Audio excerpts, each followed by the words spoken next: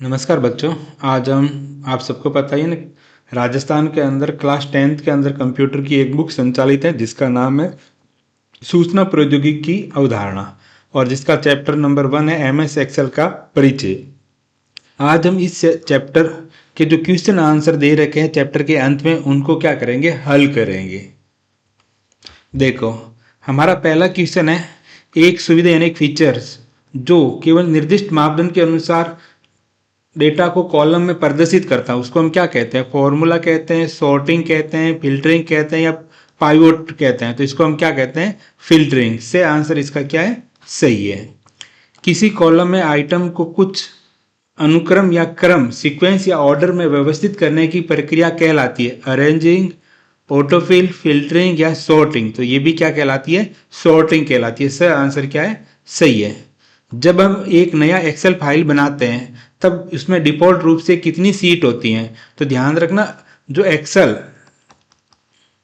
2007, क्योंकि हमारे बुक के अंदर एक्सेल कौन सा है? 2007 है, तो उसमें बाय डिफॉल्ट कितनी सीट आती थी? 3 आती थी। लेकिन 2007 के बाद में एक्सेल के जितने भी वर्जन आए उन सब में बाय डिफॉल्ट कितनी है? 1। तो आपके बुक के अकॉर्डिंग तो बी आंसर क्या है? सही है। लेकिन आपको यह भी ध्यान रखना, ए आंसर भी क्या है इसका? सही है। अगला देखो, कंडीशनल फॉर्मेटिंग के बारे में निम्नलिखित में से कौन सा सच नहीं है? जांच करने के लिए आप एक से अधिक कंडीशन को जोड़ सकते हैं, ये बात बिल्कुल सही है। ये बात बिल्कुल क्या है? सही है। बोल्ड करने के लिए आप कंडीशन सेट कर सकते हैं और इटालिक के लिए उन्हें लागू कर सकते हैं। तो ये बात गलत है कि बोल्ड के लिए कंडीशन लगाते हो और फिर इटालिक लागू हो जाए, ऐसा नहीं होता। जो निर्दिष्ट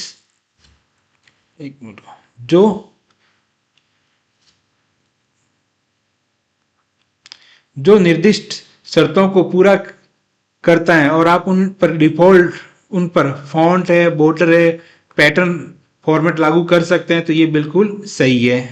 कंडीशनल फॉर्मेटिंग डायलॉग बॉक्स से आप किसी भी कंडीशन को हटा सकते हैं जो आवश्यक नहीं है, ये बात भी क्या है? सही है। तो इसका सही आंसर है बी, जो इसके अकॉर्डिंग क्या है? गलत है। ठीक है, कंडीशनल फॉर्मेटिंग। निम्न में से किसका उपयोग करके एक सेल फॉर्मेट को किसी अन्य सेल पर कॉपी किया जा सकता है? फॉर्मेट पेंटर के द्वारा, फॉर्मेट सेटिंग के द्वारा, फॉर्मेट शोइंग के द्वारा, फॉर्मेट चेकिंग के लिए। इसके लिए मिस्टर फॉर्मेट पेंटर के द्वारा आप किसी भी सेल के अंदर जो फॉर्मेटिंग है वो आप किसी अन्य सेल पर क्या कर सकते हैं? कॉपी कर सकते हैं। ये आंसर इसका क्या है? सही है। अगला देखो, सभी फॉर्मूले को किस प्रतीक यानी सिंबल के साथ शुरू करना चाहिए? एक्सेल के अंदर कोई भी फॉर्मूला या फंक्शन है वो किस सिंबल के साथ शुरू होता है? बराबर के चिन्ह के द्वारा, प्लस के द्वारा, ब्रैकेट या फॉरवर्ड स्लैश के द्वारा। तो प्रत्येक फॉर्मूला वो किसके द्वारा शुरू होता है? बराबर के चिन्ह के द्वारा। ये आंसर इसका क्या है? सही है। जो कुंजी आप वर्तनी यानी स्पेलिंग की जांच करने के लिए दबाते हैं, तो स्पेलिंग की जांच करने के लिए हम किसका इस्तेमाल करते हैं? F7 का। किसका इस्तेमाल करते हैं? F7 से। आंसर इसका क्या है? सही है। अगला देखो, अब हमारे पास अति लघुरात्मक क्वेश्चन। क्या MS वर्ड में उन्नत स्वरूपण सुविधा एडवांस फॉर्मेटिंग फैसिलिटी होती है? तो हाँ, MS वर्ड के अंदर एडवांस फॉर्मेटिंग की फैसिलिटी उपलब्ध होती है। डिफॉल्ट रूप से एक्सेल किसी वर्कबुक में कितनी वर्कशीट प्रदान करता है? डिफॉल्ट रूप से एक्सेल किसी वर्कबुक में कितनी वर्कशीट प्रदान करता है? तो ध्यान रखना, डिफॉल्ट रूप से कितनी सी वर्कशीट प्रदान करता है? 3। लेकिन आपको ध्यान रखना ये 2007 के अनुसार है, but after MS Excel 2007 default worksheet कितनी होती है? उसमें 1 होती है। तो आपको ध्यान रखना, MS एक्सेल के अंदर किसी भी वर्क में डिफॉल्ट रूप से 2007 के बाद जितने भी वर्जन आए उनमें 1 थी और उनसे पहले 7 या उनसे पहले कितनी? डिफॉल्ट 3। जिस कमांड का उपयोग वर्कबुक को सहेजने के लिए किया जाता है, तो वर्कबुक को सहेजने के लिए आप किस कमांड का इस्तेमाल करते हैं? सेव कमांड का, फाइल में जाके, या फिर Ctrl+S का भी उपयोग कर सकते हो। अगला, नेविगेशन बटन एक्सेल वर्कबुक में डैश डैश के कोने में प्रस्तुत होते हैं। तो ध्यान रखना सी टैब के कोने के अंदर ये बटन होते हैं। तो नेविगेशन बटन एक्सेल वर्कबुक में सी टैब के कोने में प्रस्तुत होते हैं। किसके कहां पर होते हैं? सी टैब के। हेडर और फुटर केवल व्यू और प्रिंट पेजों पर प्रदर्शित होता है। तो हेडर और फुटर केवल लेआउट व्यू, कौन से व्यू के अंदर? लेआउट व्यू और प्रिंट पेजों में ही क्या होता है? प्रदर्शित होता है। एक्सेल में टेक्स्ट और मान प्रविष्टि सेल किस और अलाइन होते हैं? तो जो एक्सेल है उसमें टेक्स्ट और जो नंबर है, मान से कंफ्यूज हो जहां पर नंबर रख, क्या है? नंबर। तो ये कह रहा है एक्सेल के अंदर जो टेक्स्ट है और नंबर है वो सेल के अंदर कैसे अलाइन होते हैं। तो ध्यान रखना जो टेक्स्ट होता है वो तो लेफ्ट की ओर अलाइन होता है और मान या फिर जो नंबर है वो किस तरह दाईं और राइट साइड अलाइन होते हैं। अगला देखो, गो टू डायलॉग बॉक्स को प्रदर्शित करने के लिए किस कमांड का उपयोग किया जाता है? तो गो टू डायलॉग बॉक्स प्रदर्शन करने के लिए किस कमांड होता है? कंट्रोल प्लस जी कमांड का उपयोग किया जाता है। कौन सा बटन वर्कशीट में टेक्स्ट प्रविष्टियों की वर्तनी यानी स्पेलिंग जांच के लिए उपयोग में लिया जाता है? तो उसके लिए हम इस्तेमाल स्पेलिंग चेकिंग या फिर F7 का, किसका इस्तेमाल करते हैं? F7 का उपयोग करते हैं। एक्सेल में आप रो या कॉलम को क्यों हाइड करते हैं? अगर एमएस एक्सेल में रो और कॉलम को छुपाने का उपयोग डेटा को अस्थायी रूप से छुपाने के लिए किया जाता है। एक्सेल के अंदर रो और कॉलम को हाइड का उपयोग क्यों करते हैं? अपने डेटा को अस्थायी रूप से छुपाने के लिए हम रो और कॉलम को क्या करते हैं? हाइड करते हैं। अगला देखो, अब हमारे पास है लघुतरात्मक प्रश्न। माइक्रोसॉफ्ट एक्सेल क्या होता है? तो माइक्रोसॉफ्ट एक्सेल क्या एक स्प्रेडशीट सॉफ्टवेयर है। कैसा सॉफ्टवेयर है? स्प्रेडशीट सॉफ्टवेयर है जिसका उपयोग गणना करने के लिए, डेटा प्रबंधन के लिए, चार्ट बनाने के लिए, तालिकाएं बनाने के लिए किया जाता है। दूसरा क्वेश्चन है एमएस वर्ड यहाँ पर और है, ठीक है। एमएस वर्ड और एमएस एक्सेल के साथ तुलना कीजिए। एमएस वर्ड सही है ना? एमएस वर्ड की सही, एमएस वर्ड की एमएस एक्सेल के साथ क्या करनी है? तुलना करनी है। एमएस वर्ड की एमएस एक्सेल के साथ क्या करनी है? तुलना करनी है। तो देखो पहला क्या है, जो एमएस वर्ड है इस तरफ हमने एमएस वर्ड लिख दिया, यहाँ पर एमएस एक्सेल लिख दिया। तो वर्ड, एमएस वर्ड क्या है? वर्ड संसाधन, वर्ड प्रोसेसिंग एप्लीकेशन है। एमएस वर्ड क्या है? वर्ड प्रोसेसिंग एप्लीकेशन है। जबकि एक्सेल क्या है? स्प्रेडशीट एप्लीकेशन है। पहला ध्यान रखना। एमएस वर्ड का इस्तेमाल हम क्यों लिखते हैं? अगर पत्र लिखना हो, कोई निबंध या लेख लिखना हो, निबंध लेखन के लिए उपयोगी है। जबकि अगर सारणीबद्ध दस्तावेज बनाना है तो उसके लिए किसका इस्तेमाल करते हैं? एक्सेल का इस्तेमाल करते हैं। तीसरी बात है कि इसमें टेक्स्ट फॉर्मेटिंग की आवश्यकता होती है, यहाँ इसका उपयोग किया जाता है। जहां पर टेक्स्ट फॉर्मेटिंग की इस्तेमाल होता है वहां पर हम वर्ड प्रोसेसिंग का इस्तेमाल करते हैं। और जहां पर रिकॉर्ड है, संख्या की डेटा का विश्लेषण और रिकॉर्ड और सांख्यिक डेटा का विश्लेषण करने के लिए इसका उपयोग किया जाता है। रिकॉर्ड और संख्या की डेटा का अगर विश्लेषण करना हो, विश्लेषण रिकॉर्ड करना है, रिकॉर्ड संख्या की, दोबारा आ गया, ठीक है, ये थोड़ा सा लिख दें, ये यहां से हटा लेना, ठीक है, यहां से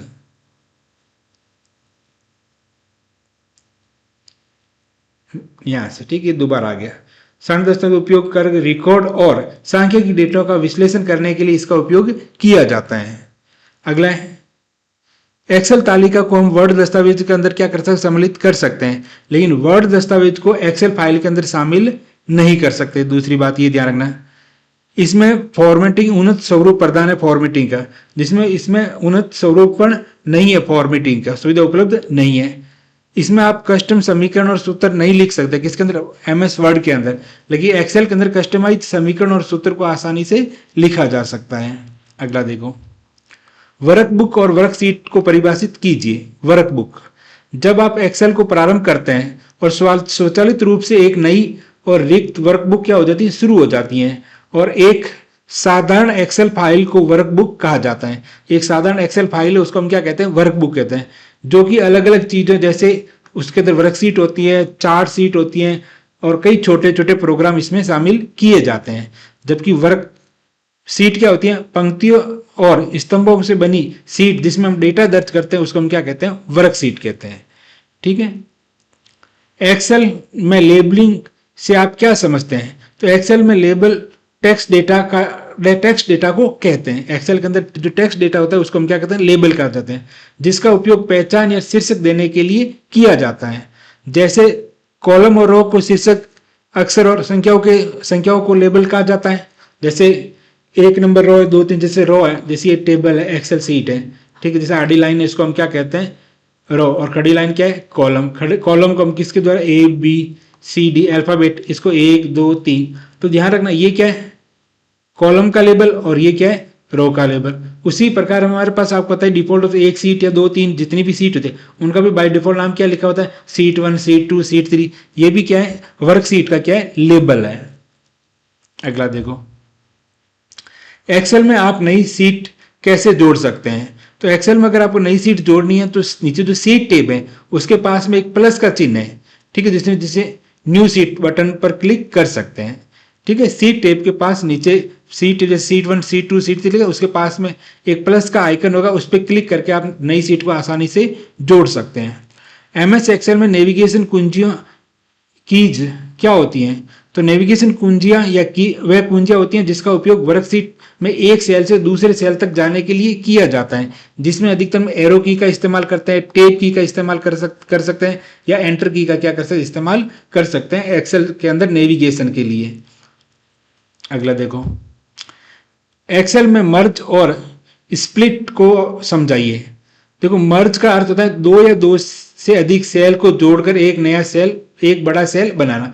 तो स्प्लिट क्या होता है, जैसे मतलब एक्सेल के, मान लो ये एक एक्सेल है, ठीक है, टेबल है, इसके अंदर ABCD ये कॉलम, ये हो गई रो। तो हम चाहते हैं ये दोनों मिलकर एक सेल बन जाए, तो हम इसको क्या करना पड़ेगा, मर्ज करना, क्या करना पड़ेगा, मर्ज। इसका उपयोग मुख्यतः शीर्षक हेडिंग बनाने के लिए किया जाता है। एक हेडिंग लिखनी है किसी टेबल की, तो उसमें हम 4-5 सेल को मर्ज करके इसका इस्तेमाल कर सकते हैं। स्प्लिट क्या होता है, स्प्लिट का अर्थ है एक साथ दिखाई देने वाली सीट को अलग अलग भागों में बांटना, ताकि डेटा को आसानी से देखा जा सके। यानी एक वर्कशीट है, ठीक है, उसको अगर आप अलग अलग भागों में बांटना चाहते हो, जैसे एक यहाँ पर वर्कशीट दिखाई दे, एक यहाँ पर, सेम ही वर्कशीट है, एक से अधिक भागों में बांटना है, तो उसके लिए हम स्प्लिट का इस्तेमाल करते हैं। उस सेल को चुने, उसके लिए क्या है, उस सेल को चुनना है, पहले व्यू टेब में जाकर स्प्लिट विकल्प का चयन करें, जिससे वर्कशीट अलग अलग भागों में क्या हो जाएगी, विभाजित हो जाएगी। एक्सेल में हेडर और फुटर बनाने के चरण समझाइए। तो अपनी एक्सेल फाइल को सबसे पहले खोल लेना, सबसे पहले कौन सी टेब, इंसर्ट टेब में जाना, और टेक्स्ट समूह के अंदर आपको हेडर और फुटर का विकल्प मिल जाएगा। अब पेज के ऊपर वाले भाग पर क्लिक करें और हेडर लिखें, और पेज के नीचे वाले भाग पर क्लिक करके क्या लिख दें, फुटर लिख दें। यहाँ पर आप पेज नंबर है, तारीख है, समय आदि को भी जोड़ सकते हैं। कार्य पूर्ण होने पर वर्कशीट में वापस आ जाएं, ठीक है, सीट के बीच में क्लिक करके आप आराम से कर सकते हो। अगला देखो, सॉर्टिंग से आप क्या समझते हैं। एक्सेल में सॉर्ट करने के चरणों को समझाइए। सॉर्ट इन क्रमवार लगाना एक सामान्य स्प्रेडशीट कार्य है। सॉर्ट क्या है, एक सामान्य स्प्रेड कार्य है, जिसमें आप आसानी से डेटा को पुनः व्यवस्थित कर सकते हैं। डेटा को अगर हमें पुनः व्यवस्थित रीअरेंज करना है तो हम सॉर्टिंग का इस्तेमाल कर सकते हैं। सॉर्ट का सबसे आम प्रकार वर्णानुक्रम यानी अल्फाबेटिक ऑर्डर से है। जैसे बढ़ते हुए A to Z करना है या Z to A करना है, जिसे हम आरोही या अवरोही क्रम में कर सकते हैं। जिसे आप क्या करें, आरोही क्रम में असेंडिंग ऑर्डर, अवरोही क्रम में डिसेंडिंग ऑर्डर में कर सकते हैं। वर्णानुक्रम में सॉर्ट करने के लिए आपको क्या स्टेप है, इंचित कॉलम में से किसी सेल का चयन करें जिसे आप सॉर्ट करना चाहते हैं, यानी हमें उस कॉलम का चयन करना जिसके डेटा को हमें सॉर्ट करना चाहते हैं। फिर होम टेब के एडिटिंग ग्रुप के अंदर आपको सॉर्ट एंड फिल्टर नाम का एक कमांड मिलेगा, उस पर क्या करना है, क्लिक करना है, और उपयुक्त विकल्प का क्या करना है, चयन करना है। सॉर्टिंग, असेंडिंग करना है, डिसेंडिंग करना, जो भी करना आप क्लिक करके आप इसका इस्तेमाल कर सकते हो। एक्सेल में फॉर्मूला का उपयोग करने के क्या लाभ है। देखो, अगर आपको गणनाएं तेज और आसानी से करनी है तो आप फॉर्मूला का इस्तेमाल कर सकते हैं। इससे क्या होगी, समय की बचत होगी। और इसमें बेनिफिट है कि अगर जैसे आप जोड़ कर रहे हो तो कैलकुलेशन सेम फॉर्मूला लागू कर रहे हो तो बार बार उसको लिखने की आवश्यकता नहीं है, और इसमें एरर होने की संभावना कम है, क्योंकि मैनुअली अगर आप कोई भी कैलकुलेशन करते हो तो उसमें एरर आने की संभावना अधिक होती है। डेटा का सही परिणाम हमेशा मिलता है। अगला देखो, हेडर और फुटर पर संक्षिप्त टिप्पणी लिखिए, यानी आपको हेडर और फुटर के बारे में कुछ जानकारी लिखने। हेडर जानकारी का वो भाग है जो दस्तावेजों के मुख्य भाग के ऊपर प्रिंट होता है, यानी जो मुख्य दस्तावेज है उसके ऊपर की तरफ जो एरिया होता है वहां पर जो प्रिंट होता है उसको हेडर कहते हैं। फुटर जानकारियों का वह भाग है जब दस्तावेज के मुख्य भाग के कहां पर प्रिंट होता है, नीचे प्रिंट किया जाता है। अगला गो टू कमांड क्या होता है? गो टू कमांड का उपयोग किसी विशेष सेल, पेज या स्थान पर जल्दी से पहुंचने के लिए किया जाता है। एक्सेल में Ctrl+G दबाकर आप इस गो टू कमांड का इस्तेमाल कर सकते हो। अब है हमारे पास निबंधात्मक क्वेश्चन। एक्सेल में जानकारी को प्रविष्ट करने को विस्तार से समझाइए। तो कैसे कर सकते हैं? देखो, एक्सेल में जानकारी प्रविष्ट करना है। MS एक्सेल एक इलेक्ट्रॉनिक स्प्रेडशीट प्रोग्राम है, सबको पता है, जिसका उपयोग डेटा को हम व्यवस्थित करने के लिए, गणना करने के लिए तथा विश्लेषण करने के लिए किया जाता है। एक्सेल में जानकारी को प्रविष्ट डेटा एंट्री का अर्थ है वर्कशीट के सेल में आवश्यक डेटा दर्ज करना है। यानी जो सेल है, आपको पता ही है सीट के अंदर डाटा दर्ज होते हैं, है ना। सीट किसी रो और कॉलम से मिले, तो रो और कॉलम मिलकर जो ये बॉक्स बनते हैं इसको हम क्या कहते हैं? सेल। और रियल के अंदर वैल्यू कहां पर लिखी जाती है? इसी सेल के अंदर, जिसमें टेक्स्ट यानी अक्षर हो सकते हैं, संख्या हो सकती है, कोई तारीख हो सकती है, कोई समय हो सकता है, कोई फॉर्मूला हो सकता है। तो डाटा जो हम प्रविष्ट करते हैं किस रूप में? अक्षर हो सकते हैं, कोई संख्या हो सकती है, कोई तारीख हो सकती है, कोई समय और कोई फॉर्मूला हो सकता है। जानकारी प्रविष्ट करने की प्रक्रिया देखो। पहले तो वर्कशीट और सेल का क्या करें? चयन करें। आपको उस वर्कशीट के अंदर उस सेल का चयन करना है जहां पर आपको डेटा दर्ज करना है। MS एक्सेल खोलने पर रो और कॉलम से बनी वर्कशीट दिखाई देती है। रो और कॉलम के मिलने वाले स्थान को हम क्या कहते हैं? सेल कहते हैं। और जानकारी दर्ज करने के लिए पहले आवश्यक सेल का हमें क्या करना होता है? चुनाव करना होता है। अब है डेटा टाइप। अब जो हम जानकारी सेल के अंदर दर्ज कर रहे हैं वो किस प्रकार की, ये भी हमें चयन करना होता है। चयनित सेल में कीबोर्ड की सहायता से डेटा टाइप किया जाता है और डेटा निम्न प्रकार का हो सकता है।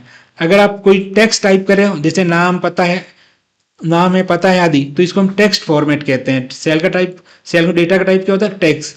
अगर आप कोई संख्या लिख रहे हो, जैसे कोई अंक है, कोई कीमत लिख रहे हो, तो उसको हम कहते हैं नंबर। डेटा टाइम यानी अगर आप सेल के अंदर आप कोई डेट टाइप कर रहे हो, और फॉर्मूला के अंदर इस पर कोई भी सेल के अंदर क्या लगा, एक सेल से दूसरे सेल का रेफरेंस दे रहे हो। सेल के अंदर क्या, किसी अन्य सेल का क्या दे रहे हो? रेफरेंस दे रहे हो। डेटा दर्ज करना।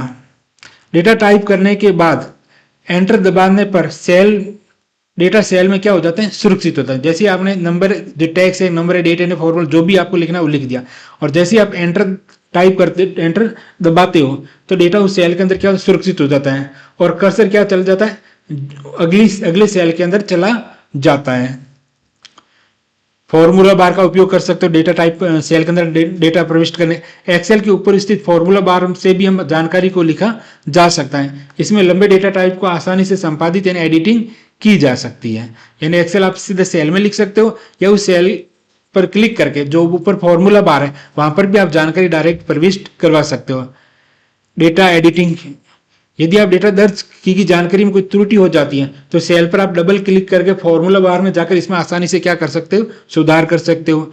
इसके अलावा हमें ऑटोफिल की भी सुविधा मिलती है। एक्सेल में बार बार समान प्रकार की जानकारी को भरने के लिए ऑटोफिल का भी उपयोग किया जा सकता है, जिससे समय की क्या होती है? बचत होती है।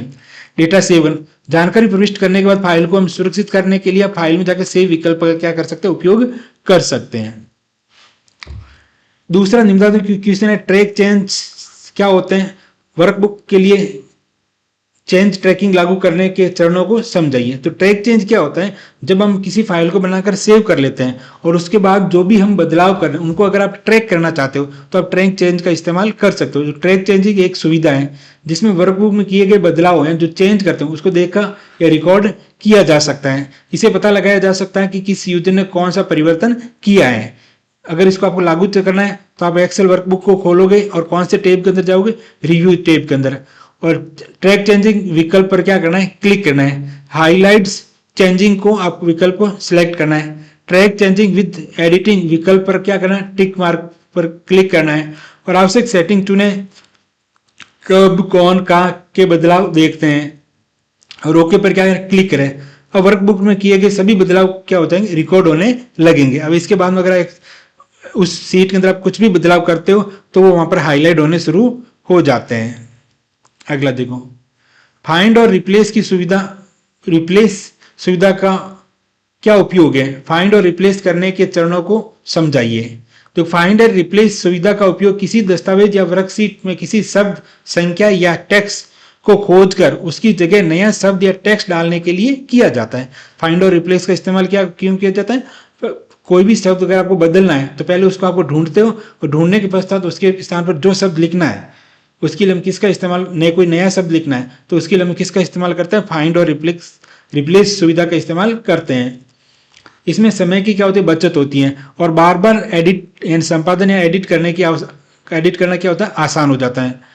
फाइंड और रिप्लेस को कैसे करोगे? वर्कशीट या दस्तावेज को ओपन करना है, होम टैब के अंदर जाना है, होम टैब के जो एडिटिंग ग्रुप है जो आपको राइट साइड मिले वहां पर फाइंड एंड सेलेक्ट पर क्लिक करें।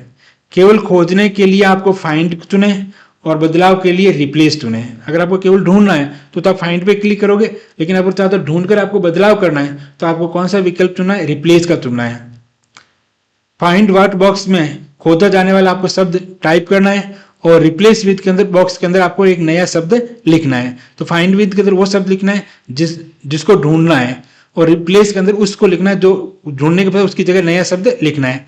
और फाइंड नेक्स्ट पर क्या करना है? क्लिक करके शब्द खोजें। एक एक करके बदलने के लिए आप रिप्लेस का इस्तेमाल करते हैं और सभी को एक साथ बदलने के रिप्लेस ऑल विकल्प का क्या कर दें? चयन कर दें। कार्य पूर्ण होने पर उस डायलॉग बॉक्स को क्या कर दें? बंद कर दें। अगला देखो, वर्कशीट में सेल, रो और कॉलम को इंसर्ट करने के लिए चरणों को समझाइए। यानी वर्कशीट के अंदर आपको रो है, सेल है, रो है, कॉलम है, उसको इंसर्ट करना, उनके विभिन्न जो स्टेप है वो बताना है। तो सबसे पहले हम इस्तेमाल करते हैं, अगर आपको कोई खाली सेल चाहिए होता है तो उस सेल का चयन करें जहां आप नई पंक्ति, नया रिक्त सेल इंसर्ट करना चाहते हैं। यानी आपको उस सेल पर क्लिक करना है जिसके पास आपको नया सेल इंसर्ट करना है। निम्न चरणों का उपयोग करें। होम टैब में जाना है, सेल ग्रुप में जाना है और इंसर्ट पर क्या करना है? क्लिक करना है और वहां पर आपको इंसर्ट सेल पर क्या करना है? क्लिक करना है। इंसर्ट के अंदर किसको क्लिक करना है? इंसर्ट सेल पर क्या करना है? क्लिक करें। आप चयनित सेल पर राइट क्लिक करें या दूसरा तरीका ये भी हो सकता है, आप चयनित जो सेल राइट क्लिक करके फिर इंसर्ट इंसर्ट को क्लिक करके भी ये काम कर सकते हैं। तो या तो होम टैब के अंदर जाओ, सेल ग्रुप के अंदर इंसर्ट पर क्लिक करो और इंसर्ट सेल पर क्लिक करके भी ला सकते हो। दूसरा तरीका है कि आप जिस सेल के पास खाली सेल चाहिए उस सेल पर राइट क्लिक करके इंसर्ट विकल्प पे जाके भी डायरेक्ट आप सेल, सीट या फिर रो या कॉलम इंसर्ट कर सकते हैं। इंसर्ट डायलॉग बॉक्स में उपयुक्त विकल्प का चयन करें। वर्कशीट में रो को इंसर्ट कैसे, वही सेम ही तरीका से करें। रो को इंसर्ट करने के लिए रो या रो में से एक सेल का चयन करें। यानी पूरी रो सेलेक्ट कर सकते हो या फिर उस रो का क्या कोई भी एक, या तो आप पूरी रो सेलेक्ट करो या उस रो में से किसी एक सेल का क्या चयन करें जिसके ऊपर आपको नया यानी रिक्त रो को क्या करना है? इंसर्ट करना है। वही होम टैब में जाओगे, सेल ग्रुप के अंदर इंसर्ट पर क्लिक करें और इंसर्ट सीट रोज पर क्या करते हैं? क्लिक कर दें और चयनित रो पर राइट क्लिक करके भी आप ये प्रक्रिया कर इंसर्ट में जाकर आप आराम से रो इंसर्ट कर सकते हो। और यही प्रक्रिया कॉलम के लिए है। एक कॉलम को इंसर्ट करने के लिए कॉलम या कॉलम में से एक सेल का आपको क्या करना है? चयन करना है जिसके तुरंत दाहिनी ओर एक रिक्त कॉलम इंसर्ट करना चाहते हो। होम टैब पर जाइए, सेल ग्रुप में जाइए और इंसर्ट पर क्या करना? क्लिक करना है। इंसर्ट सीट कॉलम पर क्या करना है? क्लिक करना है या फिर आप चयनित जो कॉलम है उस पर राइट क्लिक करके भी इंसर्ट विकल्प के द्वारा कोई भी कॉलम इंसर्ट कर सकते हो। अगला निम्नात्मक क्वेश्चन 5, आप हेडर और फुटर के लिए मार्जिन कैसे सेट कर सकते हैं? तो हेडर और फुटर के लिए मार्जिन सेट करने तो निम्न चरणों का पालन कर सकते हैं। एक्सेल खोलना है, आपको पेज लेआउट टैब के अंदर क्लिक करना है। पेज सेटअप के समूह में जाकर छोटे एरो जो पेज सेटअप है उसके आप जैसे आप जाओगे ना लेआउट, तो जहां पर आपको जैसे पेज सेटअप वाला जो ग्रुप मिलेगा तो यहाँ पर कॉर्नर में एक तीर का ऐसा निशान मिलेगा, उस पर क्या करना है? क्लिक करना है। अब पेज सेटअप डायलॉग बॉक्स आपके सामने खुल जाएगा। इसमें मार्जिन टैब पर चले जाना है और नीचे हेडर और फुटर मार्जिन पर विकल्प का क्या करना है? विकल्प दिखाई देगा और अपनी आवश्यकता के अनुसार मार्जिन की वैल्यू बढ़ा भी सकते हैं और कम भी कर सकते हैं। और अंत में आपको क्या करना है? ओके बटन पर क्लिक करना है। इस प्रकार एमएस एक्सेल में हेडर और फुटर के लिए मार्जिन आसानी से सेट कर सकते हैं। अगला फिल्टर और सॉर्ट ऑपरेशन को विस्तार से समझाइए। तो वैसे भी हमने पढ़ाया था, सॉर्ट एक सामान्य स्प्रेडशीट कार्य है जिसमें आप आसानी से अपने डाटा को पुनः व्यवस्थित कर सकते हैं। डाटा को अपने आप डाटा का सॉर्ट का सबसे आम प्रकार है जो अनुक्रमक होती है, जो हम अल्फाबेटिक ऑर्डरिंग कहते हैं, सॉर्ट है। और उसमें हम आरोही क्रम और अवरोही क्रम में कर सकते हैं। तरीका वो इंचित कॉलम है उसको आपका चयन करना है। होम टीम के अंदर एडिटिंग ग्रुप के अंदर सॉर्ट फिल्टर एंड कहते हैं, सॉर्ट एंड फिल्टर कमांड पर क्लिक करके उपयुक्त विकल्प का चयन करके आप फिल्टर का भी और सॉर्ट का भी इस्तेमाल कर सकते हो। ये देखो सॉर्ट टेब यहाँ पर देखिए रहा, फिल्टर करना और सॉर्टिंग करना, डायरेक्ट A to Z करना, Z to A या फिर कस्टमाइज सॉर्ट का भी इस्तेमाल कर सकते हो। अब अगला देखो, MS एक्सेल में फंक्शन और फॉर्मूला के बीच अंतर बताइए। तो वैसे तो ये क्वेश्चन अगले चैप्टर का है, लेकिन इसमें भी थोड़ा बहुत देख लेते हैं। MS एक्सेल में फॉर्मूला और फंक्शन दोनों का उपयोग गणना करने के लिए किया जाता है। अब पहला फॉर्मूला क्या होता है? फॉर्मूला यह समीकरण होती है जिसका उपयोगकर्ता स्वयं बनाता है। इसमें संख्याएं हो सकती हैं, सेल रेफरेंस हो सकते हैं, गणितीय चिन्ह जैसे जोड़, बाकी, गुणा, भाग हो सकते हैं, उपयोग किया जाता है। फॉर्मूला हमेशा किसके चिन्ह, बराबर के चिन्ह किसका होता है? शुरू होता है। उदाहरण के लिए जैसे A1 प्लस B1, यानी सेल A1 और सेल B1 है, इनके आपस में क्या कर रखे? जोड़। यहाँ हम फॉर्मूला A1 और A2 की वैल्यू को क्या करें? जोड़ करें। फंक्शन क्या होता है? फंक्शन एक्सेल में पहले से बने हुए तैयार सूत्र होते हैं, प्री डिफाइंड फॉर्मूले होते हैं, जिसका उपयोग जटिल गणनाओं को सरल बनाने के लिए किया जाता है। जैसे जोड़ में सम A1 से लेकर A5 तक किया, जितनी भी संख्या है उनकी आपस में क्या हो जाएगी? जोड़ हो जाएगी। अब हमारा लास्ट क्वेश्चन है, स्प्लिट पेन और फ्रीजिंग पेन्स के बारे में रो और कॉलम को लॉक करना समझे। यानी स्प्लिट पेन और फ्रीजिंग पेन के द्वारा रो और कॉलम को लॉक करना समझाइए। पहले तो ऑप्शन स्प्लिट पेन होता क्या है, और फ्रीजिंग पेन का उपयोग बड़ी वर्कशीट में रो और कॉलम को स्क्रीन पर स्थिर करने के लिए किया जाता है। दोनों का इस्तेमाल क्यों करते हैं? स्क्रीन पर कोई भी चीज फ्रीज करनी है, तोड़नी, एक जगह स्थिर करनी है, तो उसके लिए कहते हैं। पहले स्प्लिट पेन की सहायता से वर्कशीट को अलग अलग भागों में बांटा जा सकता है। यानी स्प्लिट पेन के द्वारा हम वर्कशीट को क्या करते हैं? अलग अलग भागों में बांट सकते हैं, जिसमें एक ही समय पर शीट के विभिन्न भाग देख सकते हैं। उसके लिए सिंपल जिस सेल को स्प्लिट करना है वहां पर जाना है, व्यू टैब में जाना है और स्प्लिट विकल्प पर क्या करना है? क्लिक करना है। स्क्रीन अलग अलग भागों में विभाजित हो जाएगी। फ्रीज पेन के अंदर क्या होता है? फ्रीज पेन की सहायता से आप किसी रो और कॉलम को लॉक किया जा सकता है, ताकि स्क्रीन स्क्रॉल करने पर भी वह दिखाई देता है। अब अगर आप जैसे किसी डाटा एंटर आप चाहते हो हेडिंग, जो ऊपर वाली हेडिंग वाली रो है वो फ्रीज हो जाए, ताकि आपको हमेशा हेडिंग दिखाई दे, तो आप फ्रीज पेन का इस्तेमाल कर सकते हैं। जिस रो या कॉलम को आपको लॉक करना है उसके नीचे या दाएं और सेल पर सेल चुने। अब फिर आपको क्या करना है? व्यू टैब में जाना है, फ्रीज पेन विकल्प पर क्लिक करना है। अब चुनी हुई रो और कॉलम स्थिर हो जाएगी। इस प्रकार स्प्लिट पेन और फ्रीज पेन में बड़े डेटा को आसानी से देखने या कार्य करने में सहायता मिलती है। ठीक है, तो उम्मीद करता हूँ आपको अच्छी तरह समझ में आ गया होगा। मिलते हैं नेक्स्ट वीडियो के अंदर, जिसके अंदर दूसरे चैप्टर के क्वेश्चन आंसर करेंगे। तो मेरा पहला टारगेट है कि हम इनके जो जितने भी चैप्टर हैं इनके पहले क्वेश्चन आंसर कर लेते हैं, फिर हम अलग अलग चैप्टर को डिटेल में समझेंगे। तो उम्मीद करता हूँ आपको अच्छी तरह समझ में आया होगा। मिलते हैं नेक्स्ट वीडियो के अंदर। बहुत बहुत धन्यवाद।